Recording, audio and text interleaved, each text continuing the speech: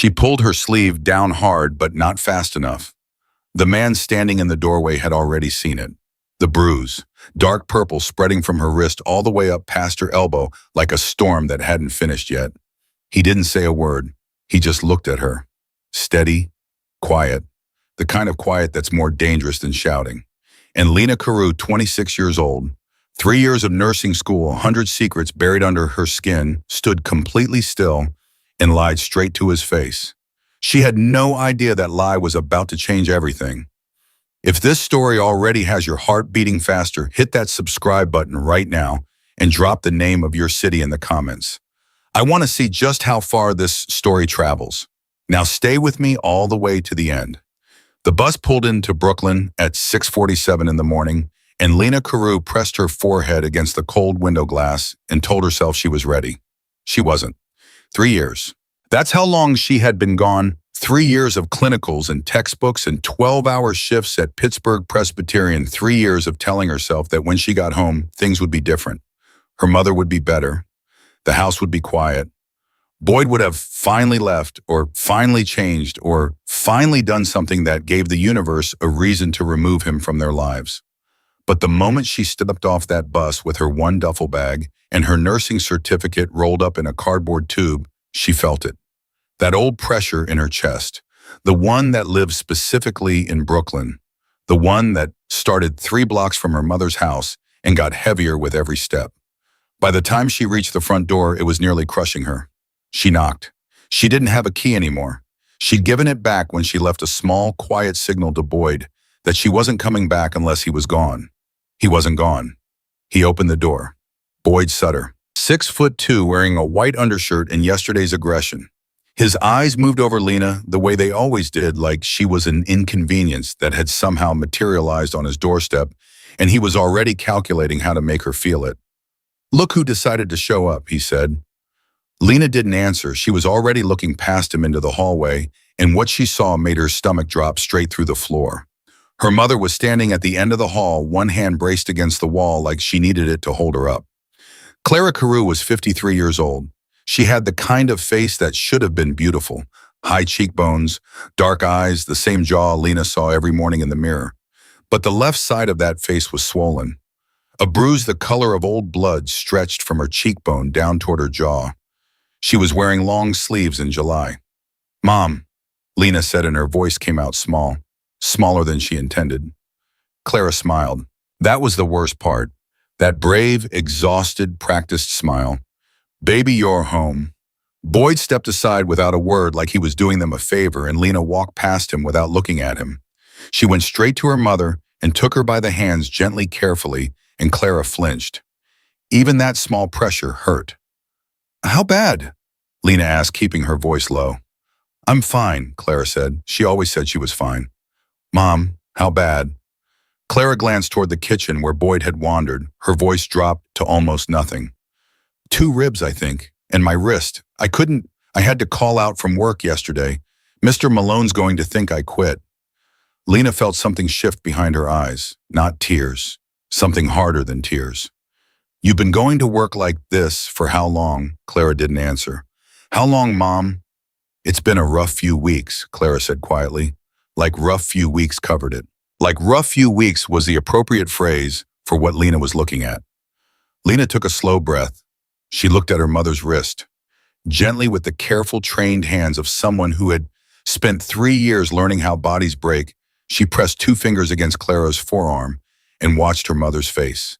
The way she stopped breathing for half a second, the slight whitening around her lips. "You need an X-ray," Lena said. "I can't afford to miss more work. If I lose this job—" "You're not losing the job." Lena said it before she even knew what she meant by it. But once the words were out, they solidified. She turned them over in her mind. "You're not losing the job. You're not losing the—" "Oh," she said again slower. "Because I'm going to go." Clara stared at her. "What?"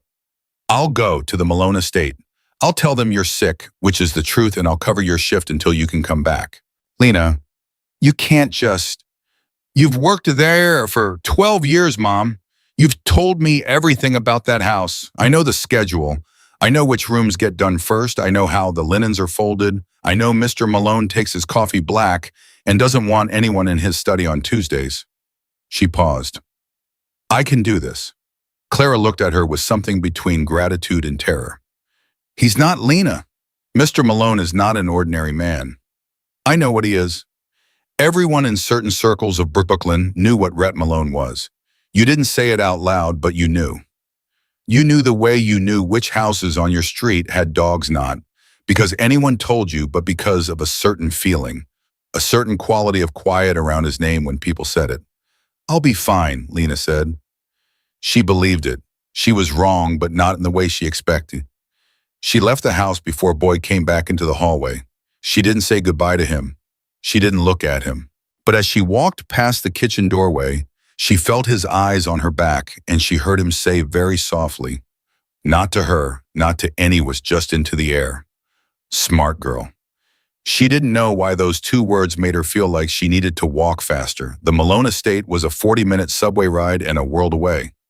Lena had heard her mother describe it so many times that she felt like she'd been there. The black iron gate, the white stone drive, the house that was bigger than it needed to be but carried itself without apology. Clara had worked there since Lena was 13, first as a part-time housekeeper, then full-time, then something closer to essential. She kept the estate running. She knew every room, every routine, every preference of the man who lived there. What Clara had never told her, what Lena only understood now standing at the gate, was how the place felt. The stillness of it. The way sound seemed to stop at the fence line, like the estate existed inside its own weather system.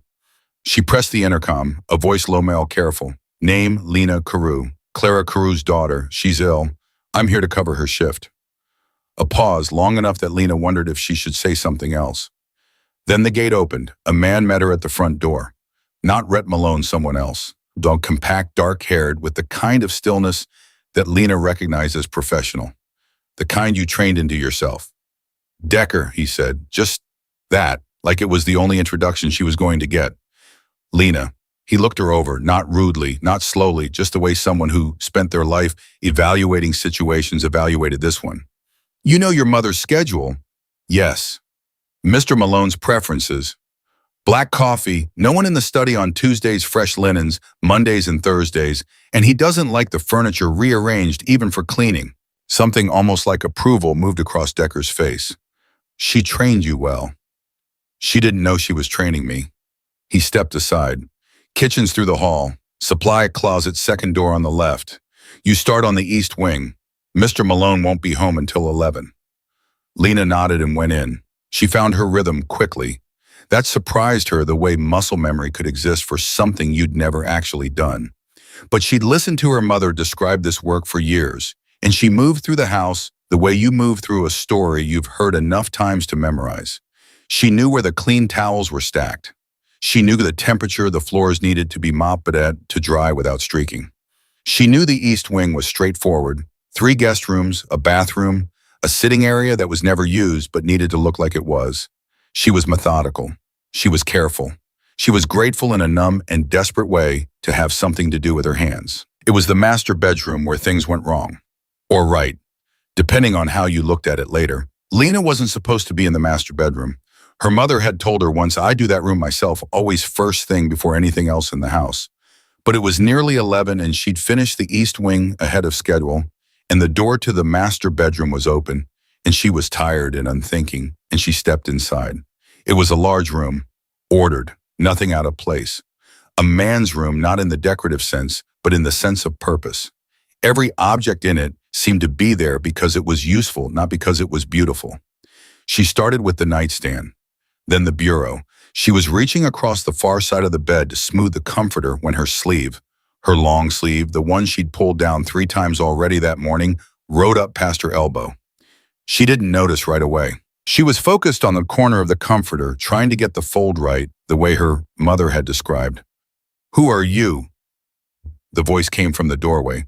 Lena spun around so fast she knocked the corner pillow off the bed. Rhett Malone was standing in the doorway. He was taller than she'd expected, or maybe it was the way he stood completely still, completely centered, like the room had been waiting for him to walk into it. He wasn't what she'd pictured. She'd expected something harder, something that broadcast its own danger. but he was just standing there in dark trousers and a gray shirt with the sleeves rolled to the elbow, watching her with calm, dark eyes. And the most dangerous thing about him was exactly that, the calm. "I'm sorry," Lena said. The words came out automatic. "I'm Lena Carew, Clara's daughter. She's ill, so I came to cover." She stopped because his eyes had moved. Not to her face, to her arm, to the bruise. She yanked her sleeve down. Too late. The silence in the room changed quality. It went from the silence of surprise to something heavier. The silence of a man who has already seen what he's seen and is deciding what to do about it. "Come here," he said, not a request. Lena didn't move. "I'm not going to hurt you." Still that same voice, even, patient, the kind of patient that costs something. "Come over here and stand up straight and tell me your name again." Slowly. She walked over. She stood up straight. She met his eyes because looking away felt like losing something she couldn't afford to lose right now. "Lena Carew," she said. "My mother is Clara. She's worked here for 12 years.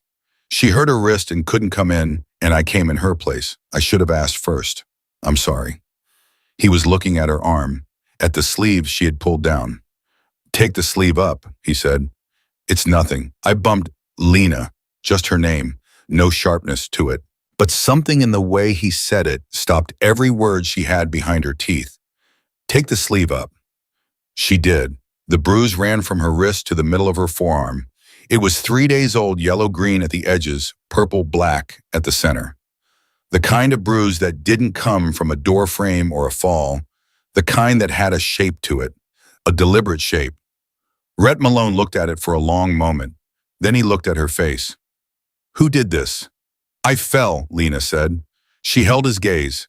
She kept her voice completely level. "I tripped getting off the bus yesterday. I have a high pain threshold. It always looks worse than it is. I'm a nursing student. I would know if anything was—" "Stop," he said. She stopped. He studied her the way someone studies a problem they have already solved but are taking their time with. Not unkindly, not with anger, with a kind of focused attention that was more unsettling than anger would have been because it left her nowhere to hide. "Sit down," he said and moved toward the chair near the window. "I really should get back to them." "Sit down, Lena." She sat down. He sat across from her, one ankle crossed over his knee, completely unhurried, and he said, "Your mother couldn't come in today?" "No." "What's wrong with her wrist?"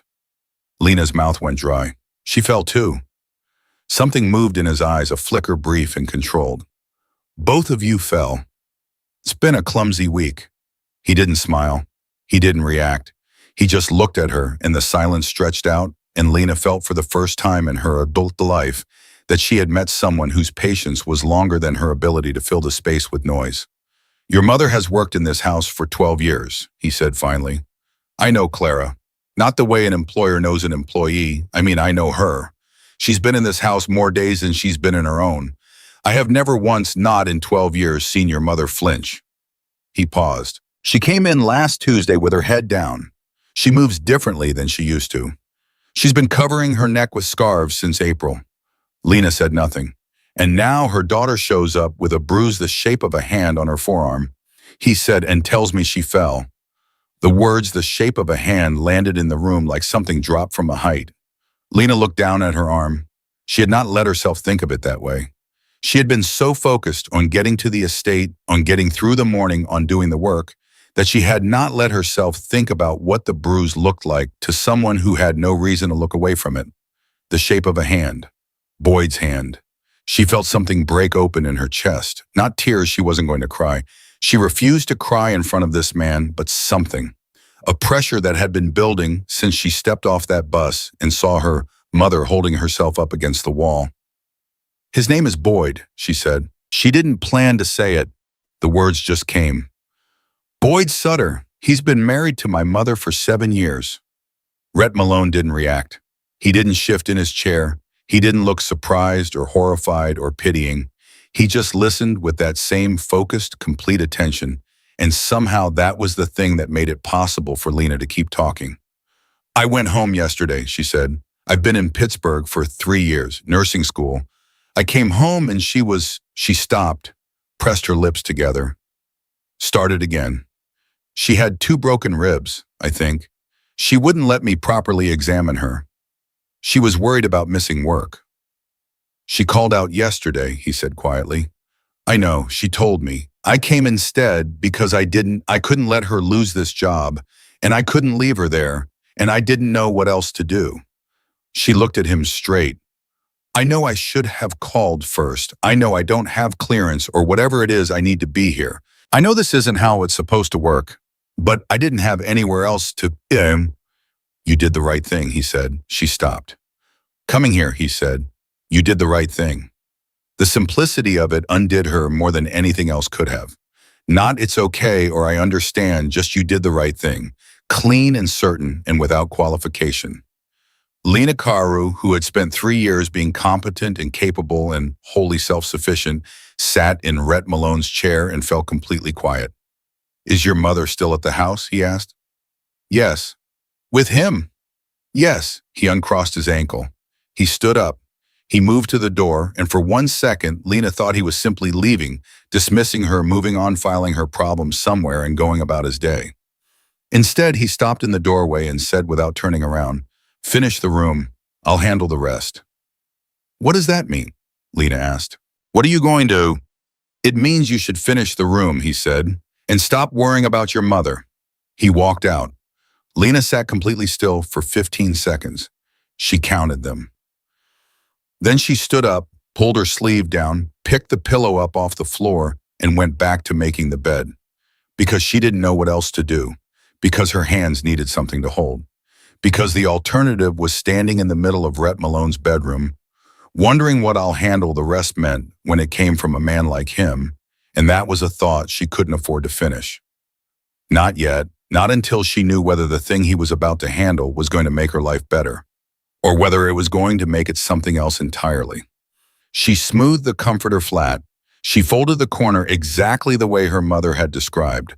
She moved to the next room, and somewhere across Brooklyn, Boyd Sutter was still sitting in his kitchen in his white undershirt, with no idea that the name he'd never bothered to fear had just been spoken in a room where decisions got made. He'd find out soon enough. Lena finished the master bedroom in 22 minutes. She counted those too. It was something she'd picked up in nursing school when panic gets close count. Count your breaths, count your steps, count the seconds between a patient's inhale and exhale. Numbers are honest. Numbers don't spiral. Numbers keep you inside your own body when everything else is trying to pull you out of it.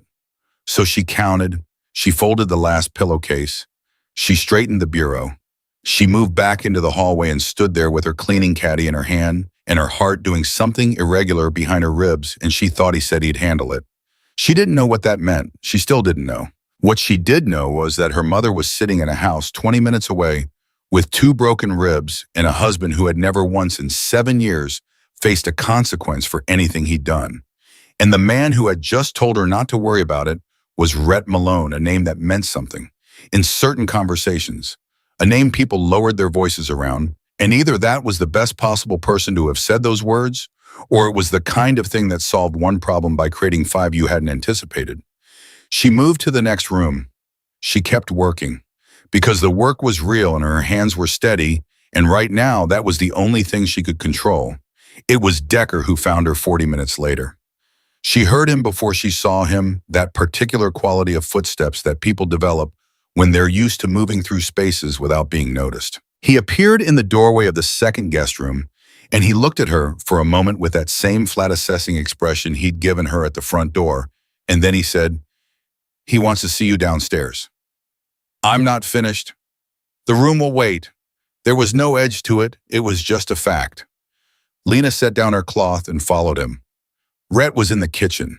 Not a sitting room, not an office, the kitchen, standing at the counter with a mug in his hand and something that looked like handwritten notes spread out in front of him.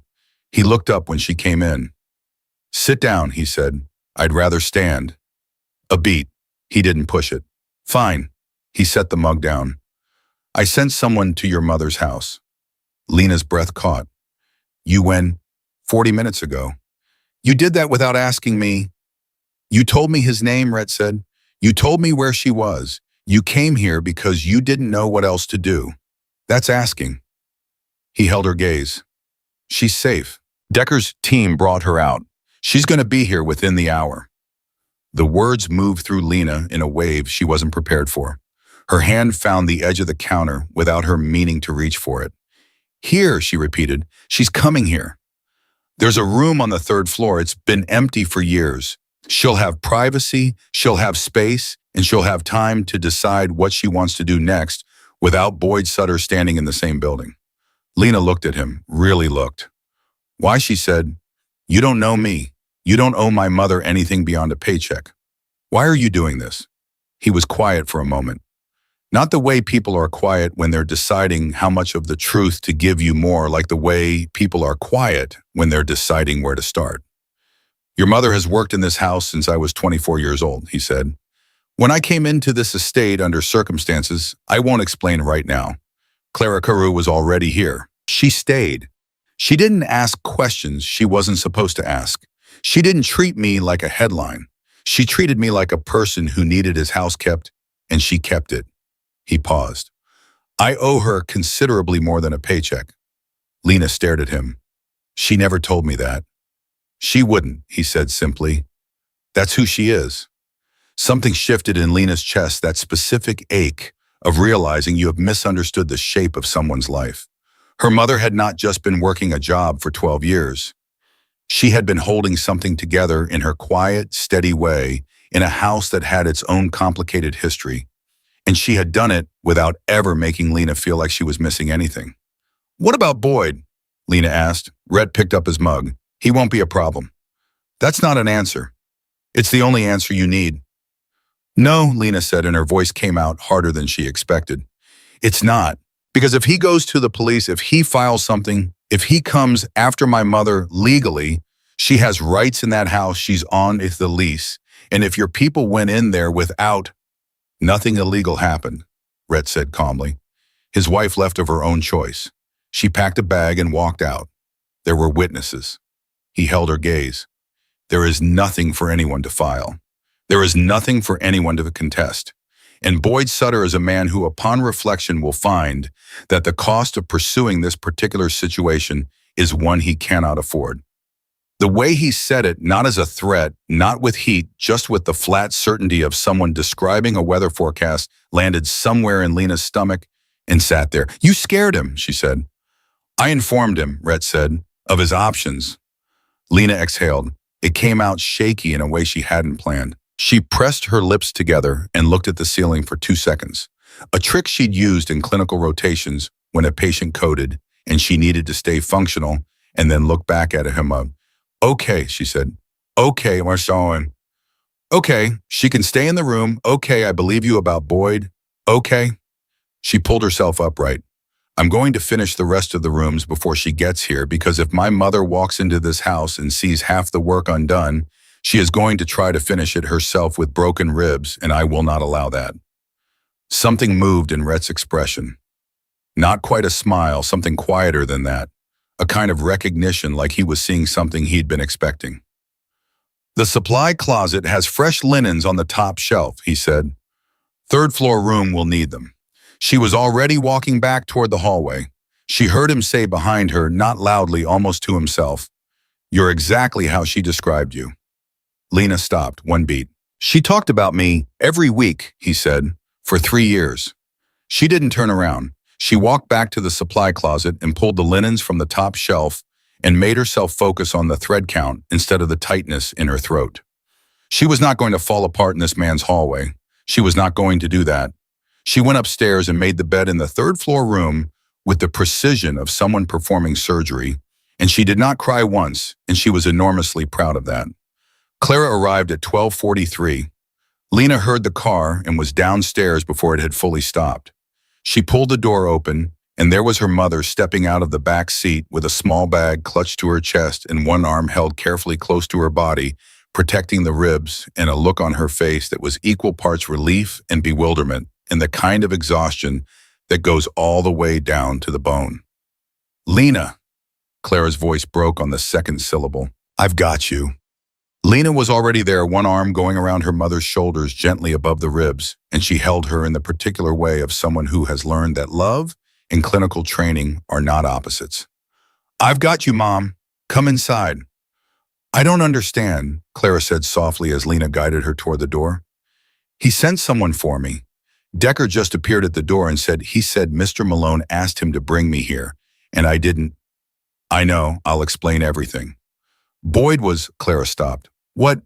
Lena kept walking. He wasn't angry, Clara said. When Decker came, Boyd looked at him and he just went very still, and then he nodded, and he let me pack my bag. Her voice dropped. I've never seen Boyd go still like that, not once in 7 years. Lena thought about what Red had said. He'll find that the cost of pursuing this is one he cannot afford. Good, she said. Don't think about him right now. There's a room upstairs. You're going to rest. I can't rest. You have 2 broken ribs and a wrist I need to properly examine, and you have not slept a full night in I don't know how long. You can rest. Lena steered her toward the stairs. I'll cover your shift. Clara stopped at the bottom of the stairs and looked at her. Really looked at her the way mothers look when they're trying to figure out who their child has become while they weren't watching. Since when do you know how to clean a house like this? Since always, Lena said. I listened to every word you told me. Clara's eyes went wet. She pressed her lips together and blinked it away, that same thing Lena did, that same exact gesture, and Lena recognized it like looking in a mirror and felt the ache of it all the way down. I'm sorry I didn't call you sooner, Clara whispered. Mom, I didn't want you to worry. You were finishing school and I thought. She stopped, started again. I kept thinking it would get better, that if I just didn't make it worse, it would get better. Lena looked at her mother for a long moment. It never gets better on its own, she said. You know that. I know. Clara nodded, a small exhausted nod. I know. Lena took her mother upstairs, got her settled on the bed, checked her wrist with careful hands, and confirmed what she'd suspected. A hairline fracture, probably not a full break, but enough that it needed to be wrapped and rested. She found a first aid kit in the hall closet. She wrapped the wrist. She got a glass of water and 2 ibuprofen from her bag. She sat on the edge of the bed until her mother's breathing slowed into sleep. Then she sat there a little longer than she needed to. There's a particular kind of silence that exists in a room where someone you love is finally truly safe. It's not quiet the way an empty room is quiet. It's heavier than that. It has weight.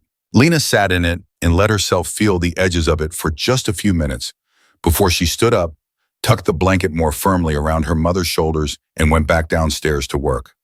Rhett was still in the kitchen. He was no longer at the counter. He was at the table now, and the handwritten notes had been pushed aside in favor of what looked like a medical textbook, thick annotated in the margins, held open with the kind of familiarity you only have with something you've read more than once. Lena came in for a glass of water and didn't mean to stop, but she stopped. What is that? He looked up, glanced at the book like he'd forgotten it was there. Pharmacology, he said. She looked at him. He looked back at her unbothered. You're reading pharmacology, she said flatly. I was in medical school, he said. Before bathroom. He said before with the specific intonation of a door that opens exactly as far as it's been opened and no further. Lena should have left it there. She knew she should have left it there. Before what? Before the situation that brought me to where I am now. He turned a page. I've been trying to finish what I started, in between other obligations. She stared at him. The man who had just efficiently removed her stepfather from her mother's life, the man who she knew on some level had the capacity for things that didn't bear thinking about too closely, was sitting in his kitchen reading a pharmacology textbook. You're serious, she said. I'm always serious. About the medical school thing. 3rd year, he said. I was 3 weeks from finishing my 2nd clinical rotation when I had to stop. Something in his voice, not bitterness, not regret, just the plain tone of someone reporting a fact about their own life. It's taken me 5 years to get back to it. I'm considerably slower than I used to be. Lena was quiet for a moment. Then, because she was exactly who she was and couldn't help it, she said, what chapter? He looked at her. Drug receptor interactions. Agonists and antagonists. Competitive versus non-competitive inhibition. She pulled out the chair across from him and sat down. Which part's giving you trouble? Another pause. The allosteric modulator mechanism. The diagrams aren't The diagrams in that book are terrible, she said. That's a third edition problem. They redid the whole section in the fifth. She held out her hand. Let me see. He slid the book across the table. She looked at the page. She started talking, not performing, not trying to impress, just talking the way she talked when she'd spent 3 years learning something until it was part of her breathing. She explained allosteric modulation the way her best professor had explained it, using the analogy about keys and locks that she'd written on a sticky note in Pittsburgh and kept on her mirror until the day she took her exam. When she finished, there was a silence. That's better than the textbook, Rhett said. I know. How long have you been studying pharmacology? 2 years. It was my worst subject first year. I had to build the whole framework from scratch. She paused. Once it clicked completely. That's usually how it works. He was looking at her in that focused way again. Not the way he'd looked at her, Bruce. This was different. This was the look of someone recalibrating something they thought they'd already assessed. Your mother said you were finishing nursing school, he said. I finished, Lena said. Technically, I have my certificate, but there's a physician's assistant program starting in the fall at Mount Sinai. She stopped. She hadn't told anyone that. She hadn't even said it out loud yet. The words had been living in her head since February when she'd requested the application, and she'd filled it out in the break room of Pittsburgh Presbyterian at 2 a.m, and she'd submitted it 3 weeks ago and not told a single person. I applied, she said. I don't know if I'll get in. When do they notify? End of the month, he nodded slowly. You should get in. You don't know my application. I know how you explain pharmacology, he said, and I know what it takes to walk into a stranger's house with a bruise on your arm and lie to his face without flinching.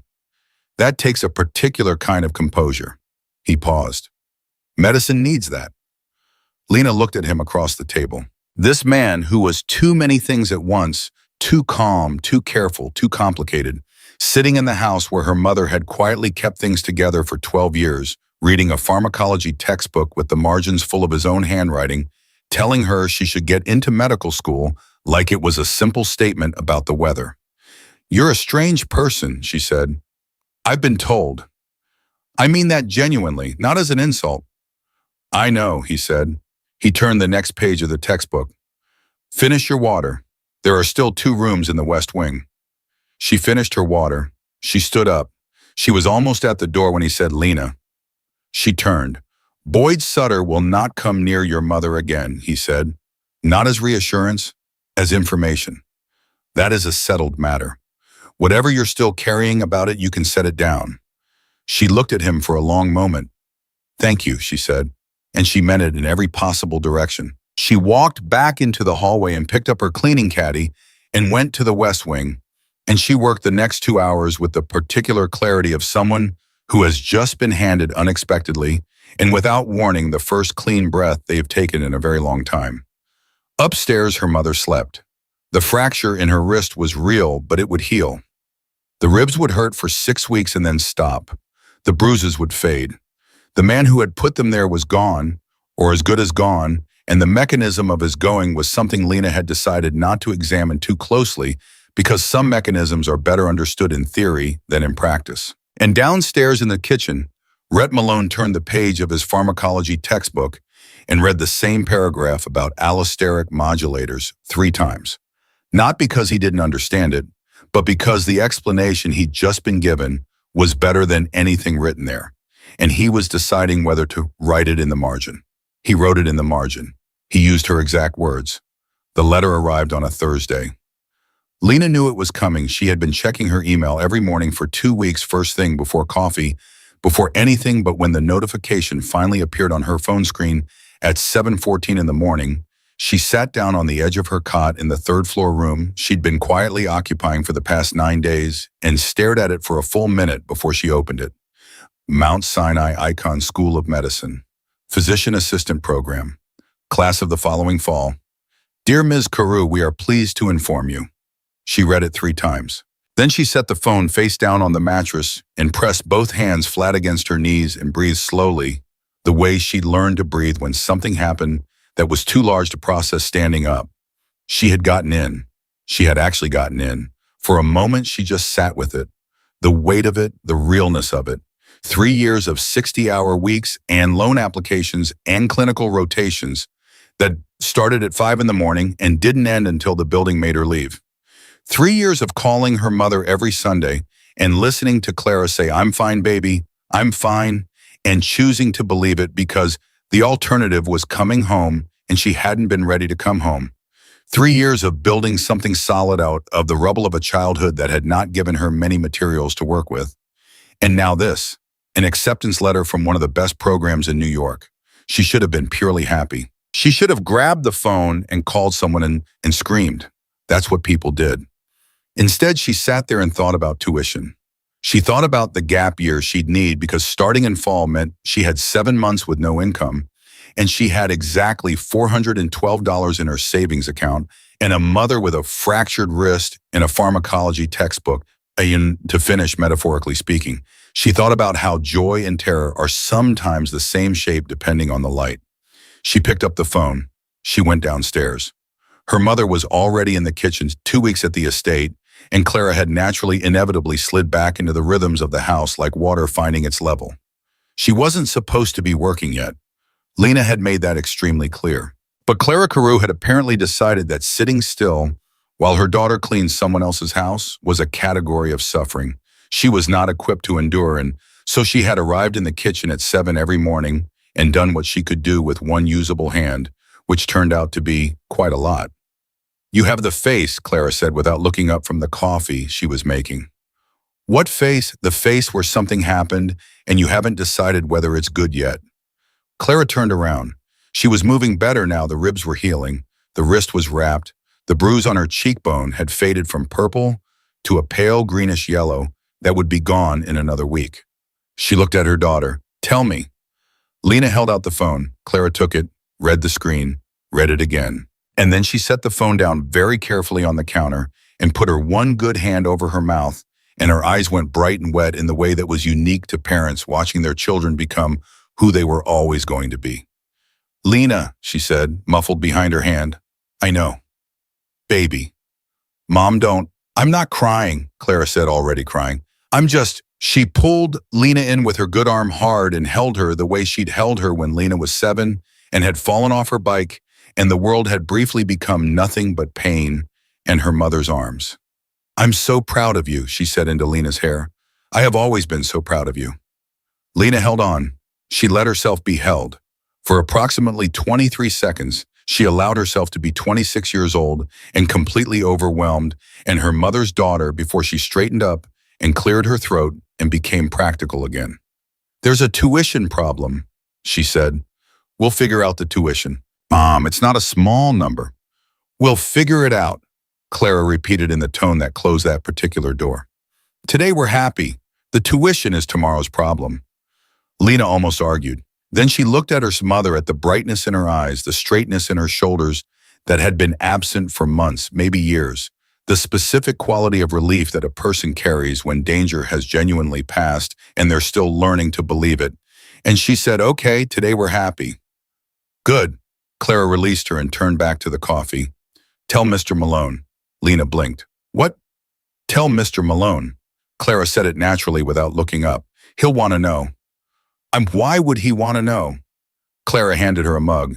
She had the expression she wore when she was declining to explain something she considered self-evident. "He asks about you," she said simply. "He asks about me.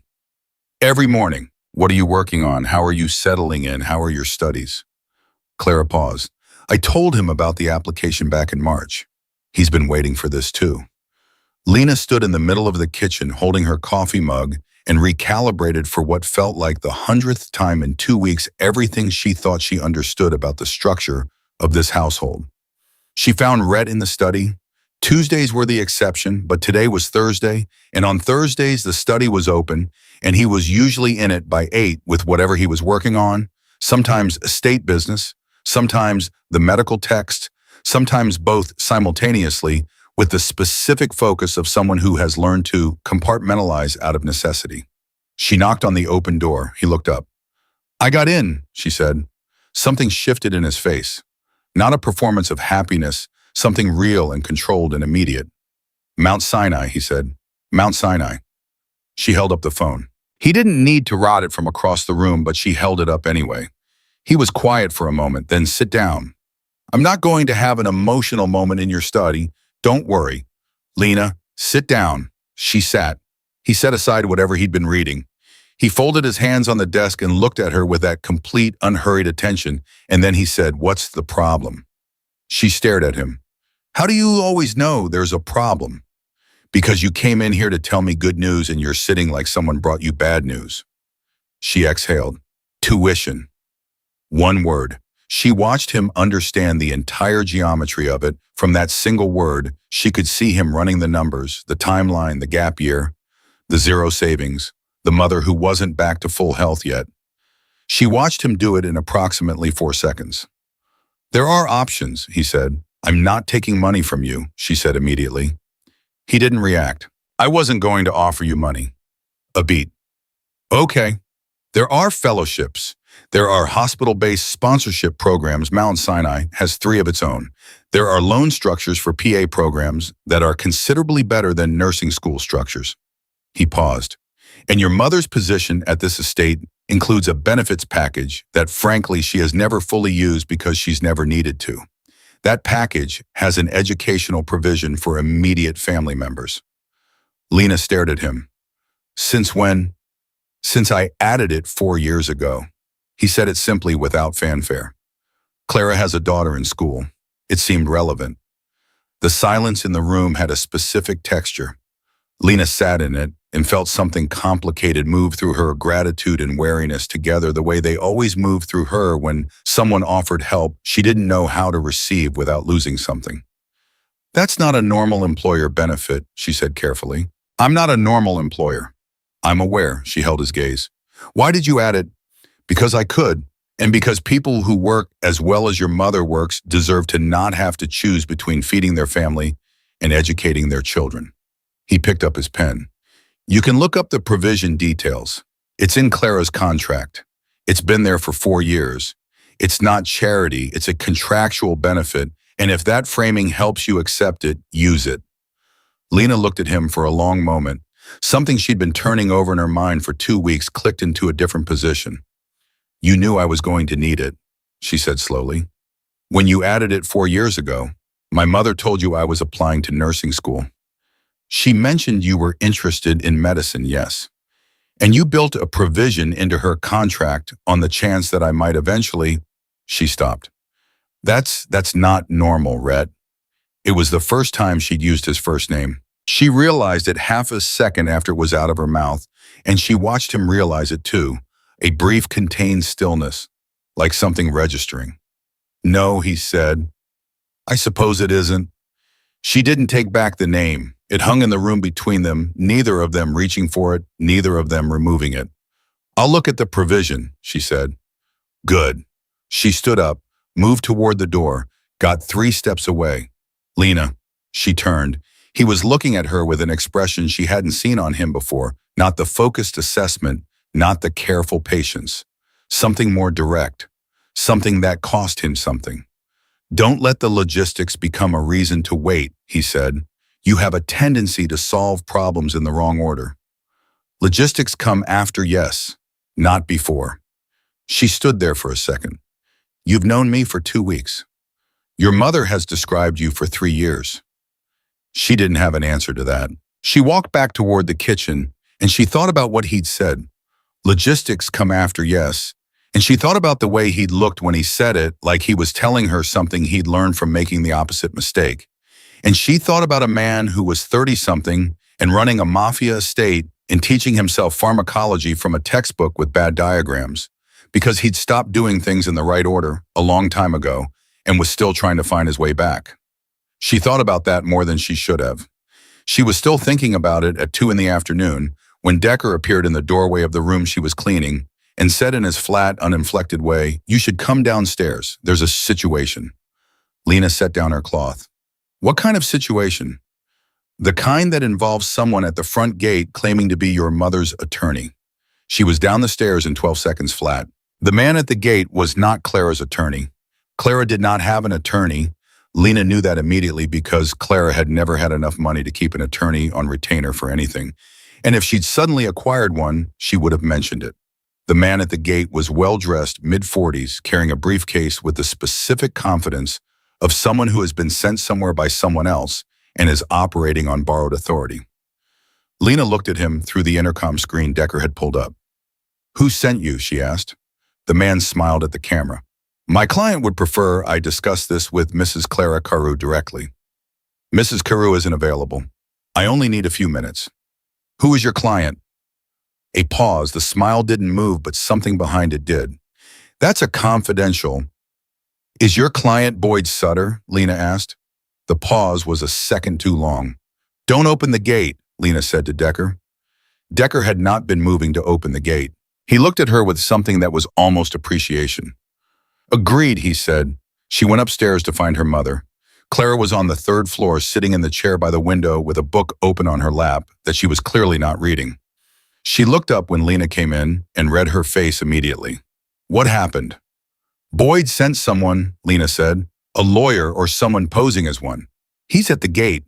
Clara went still. The book slid off her lap and she didn't reach for it. "What does he want?" "I don't know yet, but I need you to understand you don't have to talk to anyone. You don't have to respond to anything. Your position here is real, your safety here is real, and whatever Boyd thinks he can leverage from a gate."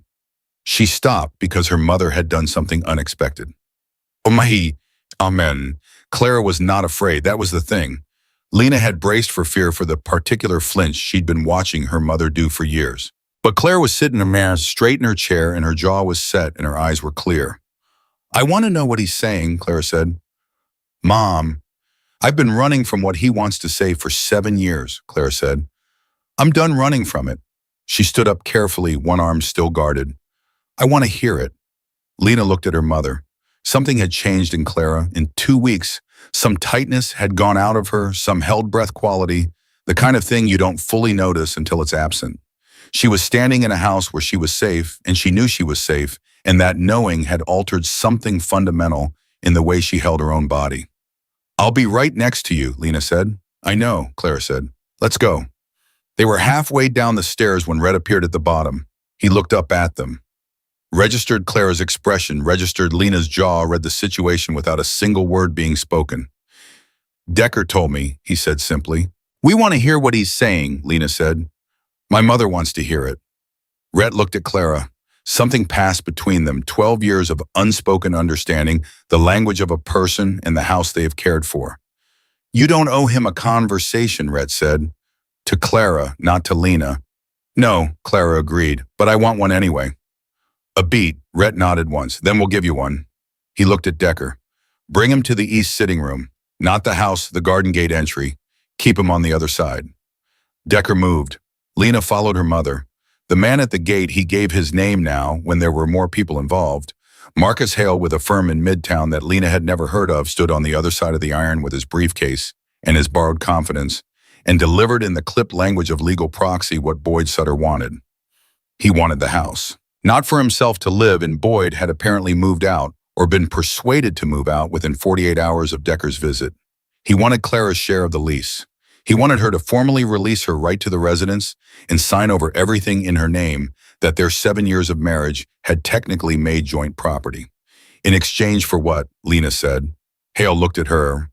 In exchange for Mr. Sutter agreeing not to pursue a missing persons report or a wrongful removal claim regarding Mrs. Carew's departure from the marital home. The silence that followed had a specific weight. "A missing persons report," Lena repeated. "Mrs. Carew was removed from her haunting without filing any formal." "She walked out," Lena said. "With her bag. She left voluntarily." "Mr. Sutter disputes that characterization." "Mr. Sutter can dispute whatever he likes. She left. There are witnesses." She heard Rhett just behind her right shoulder, completely still not speaking. His silence was louder than most people's voices. She felt it at her back like a wall. "And the missing persons claim is meaningless because she is standing right here speaking to you, which makes her definitionally not missing." Hale looked uncomfortable for the first time. "Nonetheless, Mr. Sutter feels—" "What does he actually want?" Clara said. Her voice was quiet, not shaking, just quiet and very clear. "Not the legal language. What does Boyd want?" Hale paused. When he answered, the formal diction dropped slightly in the way it does when lawyers are delivering messages from clients who don't fully understand the law either. He wants to know you're not going to pursue anything against him. Clara looked at the man through the iron gate. She looked at him for a long time. Then she said, "Tell Boyd that I am done. I am done with the house and done with him and done with every piece of that life. He can have all of it, every single piece of it. And in return, I want never to hear his name again." Hale blinked. This was clearly not the response he'd been prepped for. "I'll need that in writing." "Then write it," Clara said. "Send it to, She paused. She looked at Rhett. "Send it to my attorney," Rhett said. He gave a name. A firm Lena had heard of. Everyone in certain circles of Brooklyn had heard of it. She watched Hale hear the name and go very still. "Oh, yes," Hale said. The borrowed authority had evaporated completely. "I'll relay that." He left. The three of them stood there for a moment after the car pulled away. Then Clara exhaled a long, deep, complete exhale, the kind that comes from somewhere deeper than the lungs, and said, "It's really over, isn't it?" "Yes," Rhett said. Clara nodded slowly. She looked at the empty driveway. Then she looked at her daughter and at the man who had stood at Lena's shoulder like a wall, and she said something that surprised Lena completely. "Thank you, both of you." She looked at Rhett specifically. "You didn't have to stand there. He would have talked differently to her if you hadn't." "I know," Rhett said. "That's why I'm thanking you." Clara touched Lena's arm lightly and turned to go back inside. "I'm going to lie down," she said. "Don't argue with me about the ribs. I'm fine." She went inside. Lena stood at the garden gate in the afternoon air and felt the strange lightness of a chapter that is closed. Not a happy ending. She was too practical for that kind of thinking. But a closing. A real one. Boyd was gone. The house was gone, and Clara didn't want it. The hold he'd had, that 7-year grip, had been released, not because someone had taken it by force, though force had been adjacent, she knew that, but because Clara had stood at a gate and looked a proxy in the eye and said, "I am done." That mattered. The way Clara had done it mattered. She turned to say something to Rhett. He was still standing there, and he was looking at her with that expression she'd been cataloging, the one she still didn't have a complete name for. "She's going to be okay," Lena said. Not a question. "Yes," he said. "She is." A pause. "So are you." "I know." "Do you—" She looked at him. "I'm getting better at it," she said honestly. Something moved in his face. That quiet, controlled thing she'd started to recognize as the closest he came to warmth when he wasn't expecting to show it. He looked away first, which in 2 weeks she had never seen him do, and said, "There are 2 more rooms in the West Wing." "There are always 2 more rooms in the West Wing. That's how houses work." She almost smiled. She turned toward the door. She was almost inside when something stopped her. A thought that had been forming in the back of her mind for 2 weeks, assembling itself out of small pieces, and had just now become coherent enough to say out loud. "Rhett," he looked at her. "The educational provision in my mother's contract," she said. "The one you added 4 years ago." She held his gaze. "You added it before you knew whether I'd make it into any program, before you knew whether I'd ever need it." "Yes." "That's not pragmatic. That's not strategy." She paused. "That's faith in a person you'd never met." He was quiet for a moment. "Your mother talked about you," he said. "The way people talk about things they believe in completely. That kind of certainty it's not common." I trusted it. Lena stood at the threshold. The afternoon light was long and level behind her, and Rhett Malone was standing in his own hallway looking at her like she was something he had been reading in a margin for 3 years and had only just now seen on the page. "That might be the kindest thing anyone has done for me," she said, "that I didn't know about." He said nothing, but he didn't look away. She went inside. She went back to work. She cleaned the 2 remaining rooms in the West Wing, with steady hands and a mind that would not be quiet, turning over everything that had happened since Thursday morning. The letter, the lawyer, her mother's voice at the gate, the way a person can walk out of a 7-year cage if someone just unlocks the door and stands nearby while they do it. By the time she finished the last room, she had made a decision. She was going to stay. Not because she had to, not because her mother needed. Clara was healing. Clara was going to be fine. Not because she had nowhere else to go. She was going to stay because something was happening in this house that she didn't fully understand yet, and she had spent enough of her life running from things she didn't understand. She was done with that. She was going to stay, and she was going to start school in the fall, and she was going to figure out what Rhett Malone was, all the contradictions of him, the pharmacology textbook, and the iron gate, the quiet threats, and the educational provision, the way he looked at her like she was someone he'd been waiting to meet, and she was going to do it without flinching. That decision settled something in her the way good decisions always do, not with noise, but with the quiet solidity of something falling into its correct place. She folded the last towel. She turned off the light, and she didn't yet know that tomorrow morning everything she thought she'd just settled would be turned upside down by a phone call Rhett received at 8 a.m., a call he took in his study with the door closed in a voice so low she couldn't hear a word, and came out of looking like a man who had just been handed a problem with no clean solution.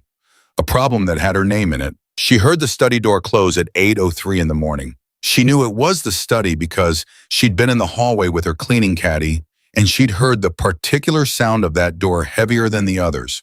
Older hardware? A specific click that she'd cataloged without meaning to over 3 weeks of working in this house. She heard Rhett's voice through it low and contained the way it got when something required containment. She didn't stop walking. It wasn't her business. She went to the east wing and started her work and told herself to stay in her lane. She lasted 11 minutes. Not because she was nosy, because when the study door opened again and Rhett came out, he walked past the east wing doorway without looking in, which he never did. Every morning for 3 weeks without fail, he had stopped at whatever doorway she happened to be working near and said something about the pharmacology, about the estate schedule, about something Clara had mentioned at breakfast. Brief exchanges, practical, but consistent in the way that only habits are consistent, the kind that form without anyone deciding to form them. He walked past without stopping. She put down her cloth. She found him in the kitchen, standing at the counter with a mug he wasn't drinking from, looking at a space on the wall that had nothing on it. He heard her come in but didn't turn around immediately, which told her something. Rhett Malone always turned around immediately. He was constitutionally incapable of being caught off guard, or rather he was constitutionally committed to never appearing to be. "What happened?" she said. He turned around. He looked at her for a moment with something she'd never seen on him before. A kind of careful measuring, like he was deciding how much weight a structure could hold before he put something on it. "There's a situation," he said. "Decker said that to me 3 weeks ago, and it turned out to be a lawyer at the gate." "What kind of situation?" "A different kind." He set the mug down. "Sit down, Lena." I know you'd rather stand. Sit down anyway." She sat. He stayed standing, which meant whatever he was about to say, he needed to be able to move while he said it. "The call this morning was from a man named Carver," he said. "He runs a competing operation. I won't go into the specifics, but you understand what I mean by competing." He paused. "He's been watching this estate for several months, mapping routines, identifying personnel." Another pause. "He identified you." The kitchen was very quiet. "He identified me," Lena repeated. "You've been coming and going from this estate daily for 3 weeks. Your face, your routine, your connection to Clara, all of it is known." Red held her gaze. "Carver called this morning to tell me that he considers you a leverage point." The word leverage landed in her chest like something cold. "He called you to tell you that." "He called me to deliver a message.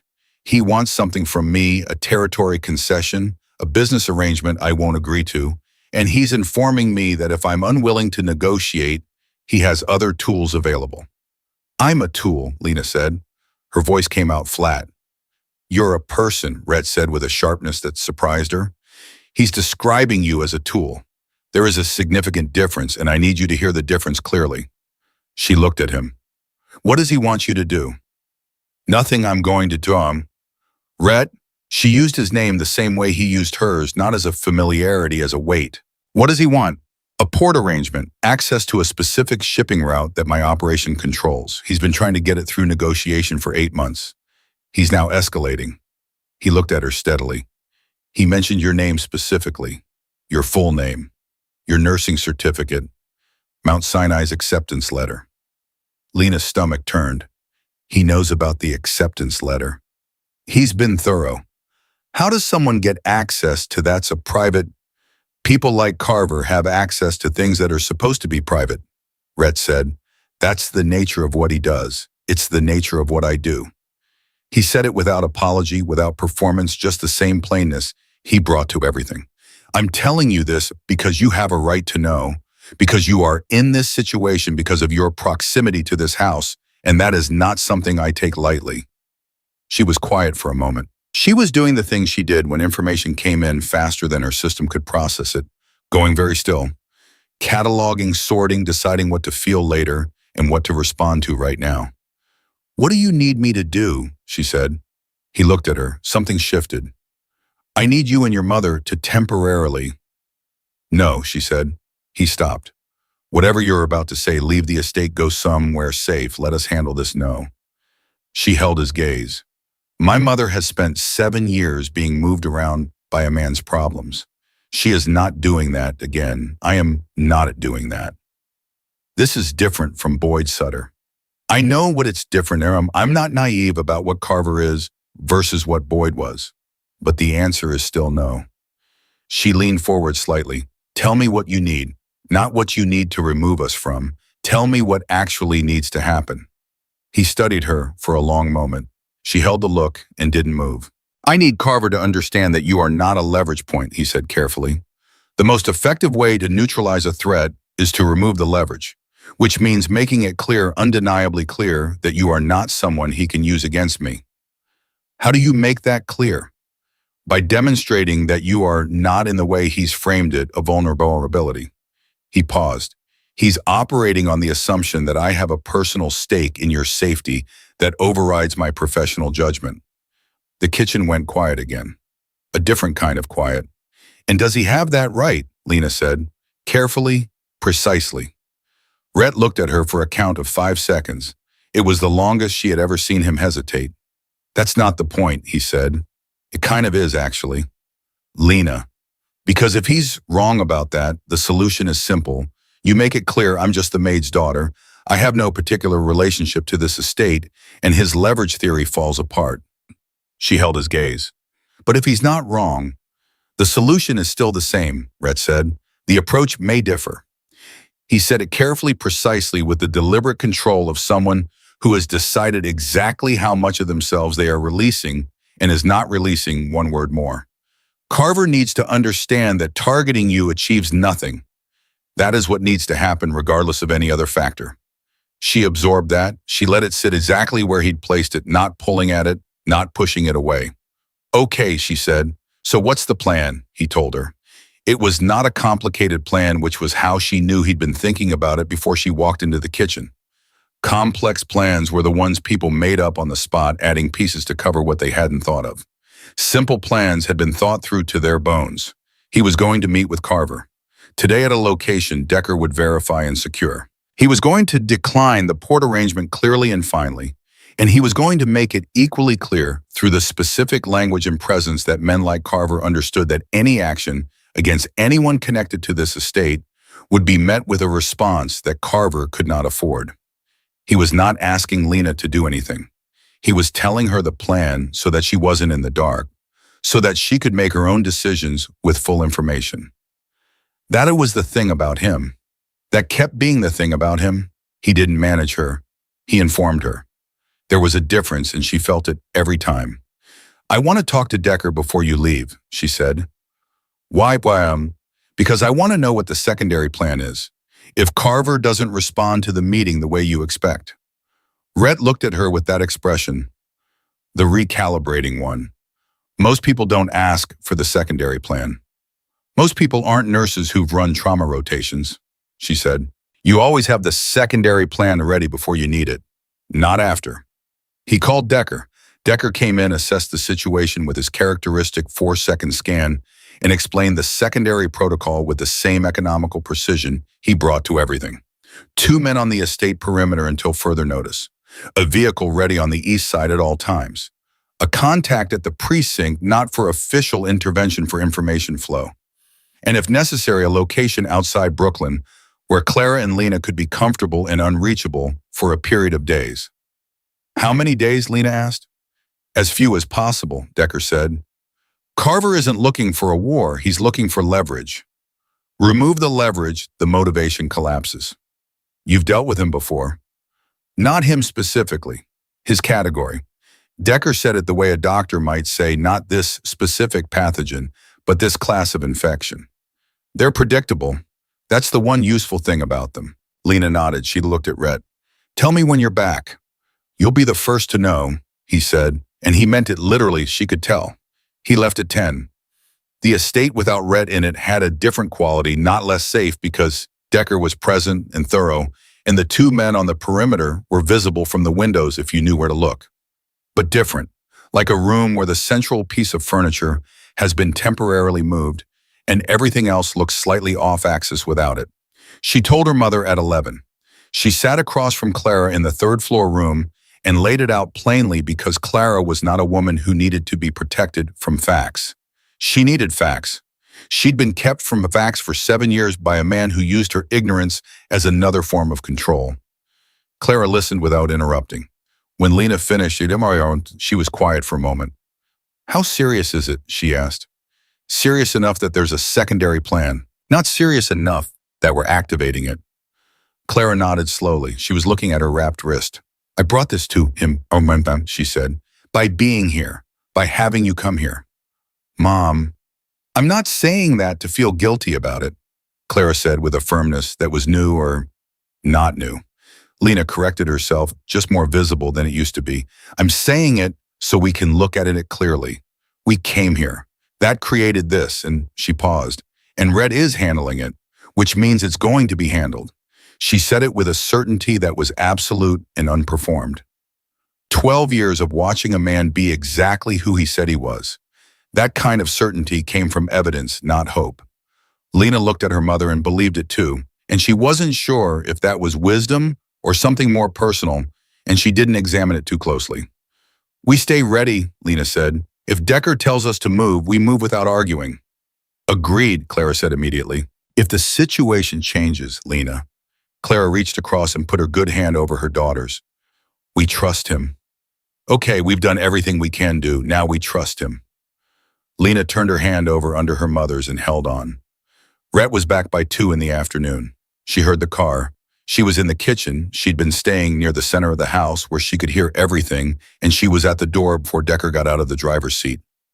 Rhett stepped out of the car and looked at her across the yard, and in the 2 seconds before anyone spoke, she read his face with the attention she'd been practicing for 4 weeks, learning his expressions, the way you learn a new language one word at a time, until suddenly you're hearing whole sentences. He was fine. Whatever had happened, it had gone the way it was supposed to go. She exhaled. She hadn't known she'd been holding it. He came inside. He went directly to the kitchen. She followed and Decker followed her, and for a moment, all 3 of them were in the same room breathing the same air. Carver agreed, Rhett said. No port arrangement, no further contact with anyone associated with this estate.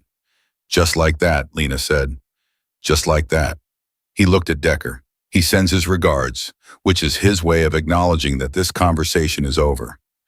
Decker made a sound that was the closest he came to a laugh. Noted. What did you say to him? Lena asked. I told him what I told you I'd tell him. That's not what I asked. I asked what you said. Rhett looked at her. I told him that leveraging anyone in this house would be the worst decision he ever made. And I explained why specifically in a language he understood. He paused. And then I told him something else. What? He was quiet for a moment. I told him that the woman he'd identified as a vulnerability was in fact the opposite, that she was someone who walked into an unknown situation with a bruise on her arm and a nursing certificate in her bag and a mother to protect and did not once flinch, and that a person like that was not a weakness in my position. He held her gaze. She was the clearest evidence of my judgment. The kitchen was absolutely still. Lena looked at him. Something was happening in her chest, not the cold weight of leverage, not the sharp calculation of threat and response. Something warmer than that. Something she recognized and was not ready to name. That's what you told him, she said. Yes. And he bought it. He believed it, Rhett said, which is different from buying it. She stood there for a moment longer than she needed to. Then Decker cleared his throat subtly, barely. But it was there, and she became aware that she was standing in the middle of the kitchen, looking at Rhett Malone like she was reading a sentence she needed to read twice. "Good," she said. "Then it's done." "It is done." She picked up her cleaning caddy from where she'd left it by the door. She turned back toward the hallway. She made it 4 steps. "Lena!" She turned. He was still standing where she'd left him, and his expression had changed again back to that cost something quality, the thing she'd seen when he told her about the educational provision. The thing that happened when he said more than he'd planned to. "What he said this morning," Rhett said, "about you being a leverage point. I want to be clear about something." She waited. "The reason that's not true," he said carefully, "has nothing to do with whether or not I—" He stopped, started again. "It's not true because you are not defined by your proximity to me. You are defined by what you are. Whatever exists between this house and your life going forward, that is yours. The acceptance letter is yours.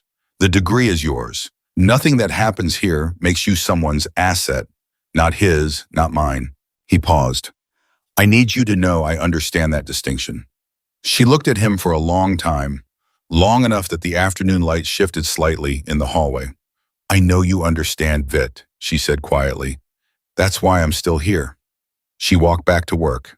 She cleaned the last 2 rooms in the West Wing with her hands on automatic and her mind turning over everything like cards in a deck, trying to find the pattern.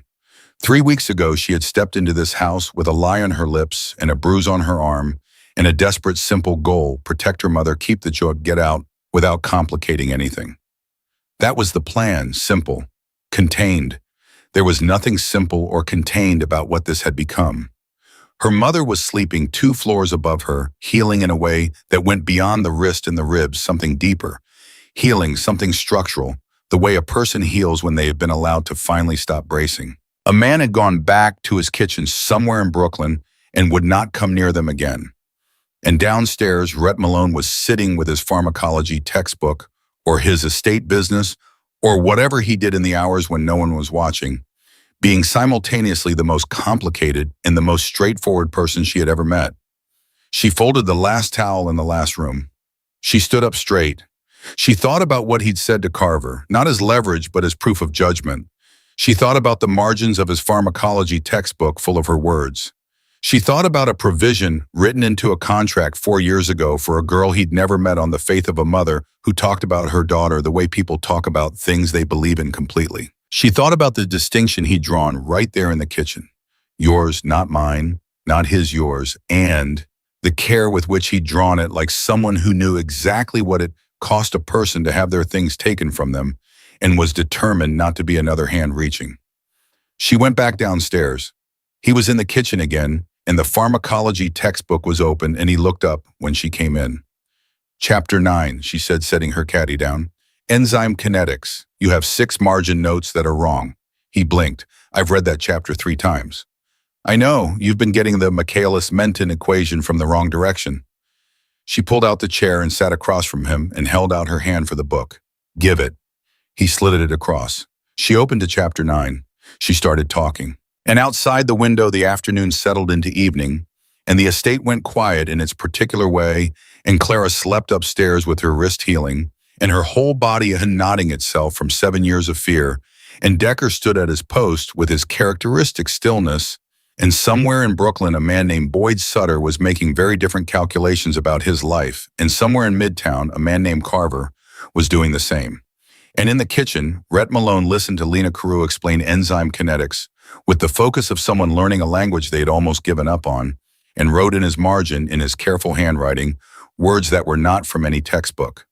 He didn't show her what he'd written. Not yet. But it was there. She explains it like she believes you'll understand. That's the rarest kind of teaching. He closed the margin note before she could see it and turned the page and asked her about Chapter 10. Chapter 10 took 2 hours. Not because it was that difficult. Receptor pharmacology was dense, but not impenetrable, and Lena had always been faster with application than pure memorization, but because they kept stopping. Rhett would ask a question that went sideways from the chapter, and she would follow it, and 20 minutes would pass, in what felt like 5, and then one of them would look at the book and remember where they were supposed to be. It was the most normal evening she'd had in longer than she could name. That was what caught her off guard. Not the danger that had come and been resolved, Not the weight of everything that had happened in 4 weeks, but a kitchen table, a textbook, 2 cups of coffee that had gone cold, and a conversation that moved the way good conversations move without a script, without an agenda, following its own logic toward places neither of them had planned to go. When she finally closed the book and said she needed to check on Clara, Rhett looked up like someone surfacing from water. He glanced at the clock on the wall and something shifted in his expression, a small recalibration, like a man reminding himself of the coordinates of his own life. "It's late," he said, stating a fact, not making a complaint. "It is." She stood. "You have 11 margin notes in chapter 10. Are any of them wrong?" "2, I'll mark them tomorrow."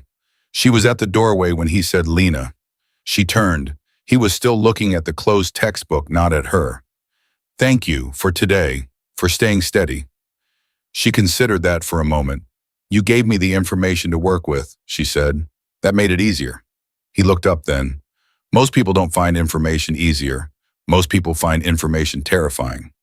"That's because most people don't know what to do with it," she said. "I know what to do with information. Give me a clear picture and I'll work with it. It's the things people don't tell me that I can't handle." She held his gaze. "I think you understand that." "A beat." "I do," he said. She went upstairs. Clara was awake, sitting up in bed with the lamp on and a look on her face that Lena recognized, the look of a woman who had been lying in a quiet room doing nothing but thinking and had arrived somewhere. "I want to go back to work," Clara said immediately. Mom, the wrist is almost healed. 4 more days and I can use it properly. And I'm not talking about full shifts. I'm talking about mornings. Light work." She held up her good hand before Lena could object. "I need to work. Do you understand?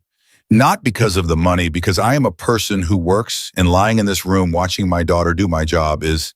She stopped. "It's not who I am." Lena looked at her mother. The straightness was back. The particular dignity that Boyd had spent 7 years trying to dismantle, that had apparently only required a safe room and 3 weeks of healing in the distance of an iron gate to reassemble itself. Clara Carew was 53 years old, and she was entirely herself again. "Talk to Rhett in the morning," Lena said. "If he agrees, I agree." Clara nodded, satisfied. Then she looked at her daughter with the sideways, careful attention of a mother who has been observing something for several weeks and has decided the time for silence on the topic has passed. "Sit down for a minute," she said. Lena sat on the edge of the bed. "You've been here 4 weeks," Clara said. "I know. You've been doing my job and covering for me and dealing with a lawyer and a thread and all of it, and you haven't once mentioned going back to your own life. My life is here right now." "Is it?" Clara looked at her, not unkindly, with complete precision. "Or is he here right now and your life has organized itself around that without you quite deciding it?" Lena opened her mouth. She closed it. She looked at her mother with the particular helplessness of someone who has just had a thing named that they had been carefully not naming. She started, stopped. "I know what he is," Clara said. "I've known him for 12 years. I know every version of him, the one he was when I first came here, angry and closed off and burning through everything around him. The one he became when he decided to start building something instead of burning it. The one he is now." She paused. "I know what he looks like when he's managing something, and I know what he looks like when he's not managing it anymore. He doesn't look managed when you're in the room." Lena was quiet. "I'm not telling you what to do," Clara said. "I'm your mother, not your priest. I'm just telling you that what I see is real on both sides." She reached over and touched Lena's hand once, brief and warm. "Don't be afraid of it because it doesn't look like what you expected." Lena sat there for a moment. Then she said, "I didn't expect any of this." "Nobody does," Clara said simply. "That's how the real ones go." Lena got up.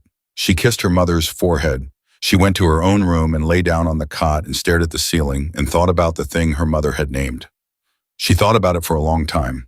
She fell asleep with it unresolved, which was honest, which was the only way she knew how to do anything. In the morning, she had an email. It came in at 6:52 before she'd gotten up, and she read it lying on her cot with the gray early light coming in and her heart doing something irregular before she'd even finished the subject line. It was from the financial aid office at Mount Sinai. They had reviewed her application for the hospital-sponsored fellowship, The one she'd filed 2 weeks ago, after reading the provision in Clara's contract. The one she'd submitted at 11 at night with shaking hands and a certainty that she was probably too late and probably didn't qualify. And probably she'd gotten it. Full tuition, a living stipend, a guaranteed clinical placement starting in her second year. Everything she'd been calculating the gap between herself and every morning for 3 weeks had just closed. In one email, 6 paragraphs of financial language that added up to the path is clear. You can go. She sat up. She read it again. Then she got up, got dressed, went downstairs and found Rhett in the kitchen reading the paper, which he did every morning exactly the way she imagined someone had taught him to do it 40 years ago, and he had never stopped. "I got the fellowship," she said. He looked up. He was already watching the door when she came in, like he'd heard her footsteps and recognized them, which he probably had. He read her face before she finished speaking, and the controlled warmth she'd been learning to recognize moved across his expression, fuller this time, less contained. "Full sponsorship," he said. "All of it." She sat down across from him. She put the phone on the table. She didn't push it toward him. He didn't need to verify it. He wasn't that kind of person. She just put it there like it was a thing she needed to make real by placing it in a physical space. "I didn't think I'd qualify." The eligibility requirements said, "You qualified," he said. She looked at him. "You looked at the requirements." "I suggested the application," he said. "I read the requirements." "Did you—" She stopped, started again carefully. "Did you call anyone?" He held her gaze. "No, you got it because you earned it. I need you to believe that, and it's the truth." A pause. "I may have ensured that your application received the full review it deserved. I did not affect the outcome." "Ensuring full review is not nothing," she said. "No, but the decision was theirs based on your record." He looked at her steadily. "You earned it, Lena. Accept it cleanly." She was quiet for a moment. She thought about what it meant to accept things cleanly. The tuition, the fellowship, the provision in her mother's contract, all of it. How it could look like dependence, or it could look like what it actually was, a woman who had worked hard enough to earn the help that was offered and accepted it without diminishing herself or the person who offered it. She picked up the phone. She put it in her pocket. "Okay," she said. "I accept it." "Good. I start in September." She looked at him. "I'll need to find housing. There's no way I can commute from here every day once the program starts. It's not fair to—" "You're not commuting," he said. "You're staying here." She stared at him. "This is your estate. I can't just live here indefinitely."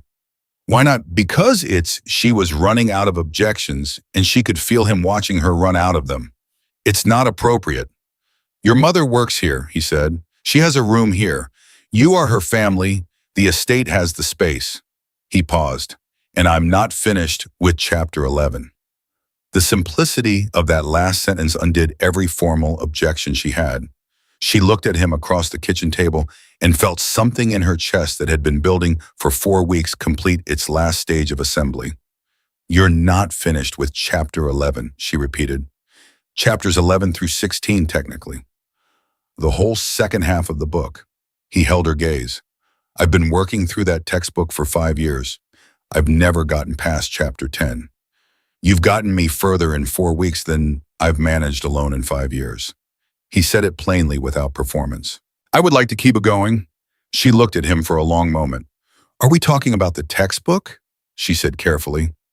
He didn't look away. "We're talking about whatever we're talking about," he said. "I'm not going to move faster than you're ready to move, but I'm not going to pretend there's nothing to move toward." The kitchen was completely still. "That's honest," she said. "I find it works better than the alternative." She thought about what her mother had said. "Don't be afraid of it because it doesn't look like what you expected." She thought about a man who had rewritten his margins in her words, who had put a provision in a contract for a girl he'd never met, who had stood at her shoulder at an iron gate and let his silence be the loudest thing in the room, who had sat in a kitchen and told her she'd done the right thing at the exact moment she'd needed to hear it. "I have 30 years of hard work ahead of me," she said. A program clinical hours board's placement. This is not a life that goes on pause for anything." "I know," he said. I have a medical degree to finish in my remaining available hours and an operation to run and 5 years of catching up to do. Neither of us is pausing anything. He looked at her steadily. I'm proposing parallel motion, not interference. She studied him. Parallel motion, she said. You go your way, I go mine. And they happen to go in the same direction at the same speed from the same kitchen table. He paused. That's all I'm describing. Lena Carew sat across from Rhett Malone in the morning light of a kitchen she had cleaned every day for 4 weeks and looked at him with the full honest attention of someone who had learned the hard way over 26 years to tell the difference between what looked safe and what actually was. He was not safe. She knew that. He would never be the kind of man you described as safe the way you described a neighborhood or a decision or a career. He was complicated in ways that were real and would remain real and would require her to keep her eyes open at all times. She knew that going in, but he was honest. He was honest about his complications the way very few people were honest about anything without apology, without spin, with the plainness of someone who had stopped finding deception efficient a long time ago. He had told her the truth about Carver, the truth about the provision, the truth about who he was and what he was doing and what he was asking for. He was asking for parallel motion. She could work with parallel motion. Okay, she said. He looked at her. Just that looked at her, steady and complete. Okay, he said. Okay, she said. Same direction, same speed, same kitchen table. She stood up and picked up her coffee mug. But I'm marking those 2 wrong margin notes in chapter 10 before we start 11. They're not wrong. They're wrong, she said. I'll show you. She went to get the textbook. And that was how it started.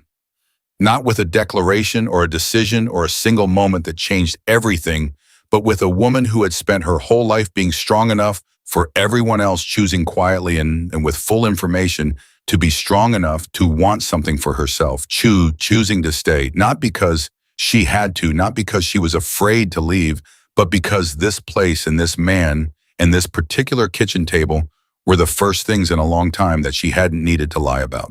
Clara came back to work that Monday, light hours mornings only following Rhett's instruction, exactly with her wrist rewrapped each morning by Lena's careful hands and her head held at the particular angle of a woman who has remembered who she is. She moved through the estate like someone returning to a language they'd been afraid to speak, and within a week she was herself again, efficient, quiet, essential, the gravitational center of the household in the way she had always been.